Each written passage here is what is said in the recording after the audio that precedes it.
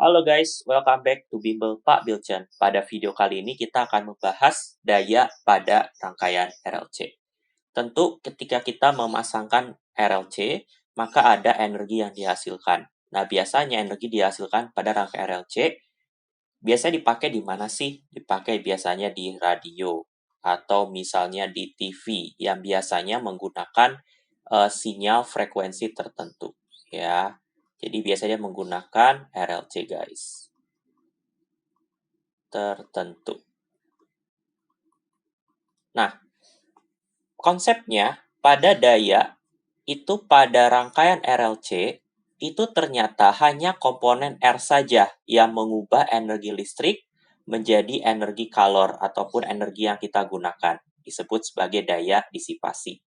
Ternyata si induktor sama kapasitor itu nggak mengubah energi. Dia cuma ngambil energi sebentar, terus lepasin lagi dalam bentuk yang sama. Tidak ada perubahan energi. Sehingga daya disipasi itu hanya dihasilkan oleh resistor, guys. Ya, berarti kita punya rumus daya listrik kan rumusnya P sama dengan V kali I. Atau rumus kedua itu kan P sama dengan I kuadrat R. Atau rumus ketiga P sama dengan V kuadrat per R. Nah, yang kita pakai adalah VR, ya, tegangan resistor, dan juga tegangan resistor, dan hambatannya juga R, ya, hanya si resistor. Kita nggak pakai induktor dan kapasitor. Nah, yang kita pakai di sini adalah nilai efektif, guys, atau RMS. Ya, ini juga IRMS, dan VRRMS. Nah, jadi itu, guys. Daya yang kita pakai adalah hanya di resistor dan nilai efektif atau RMS saja yang kita ambil. Nah, kalau kita lihat pada diagram fasor, ya, di sini kita punya I, di sini kita punya VR, di sini kita punya VL kurang VC, dan di sini kita punya V. Nah, biasanya yang kita tahu adalah nilai tegangan total, ya.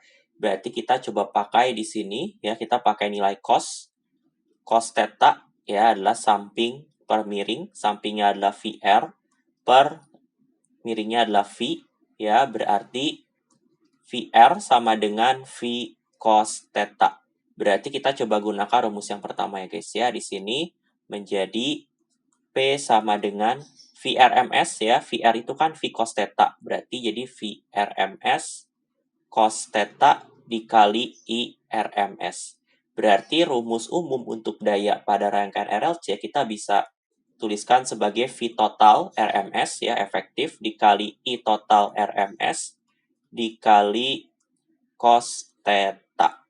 Nah, ini adalah rumus untuk menghitung daya pada rangkaian RLC. Nah, daya ini itu ada faktor daya, guys. Jadi nilai cos ini yang menentukan besar dari dayanya, ya.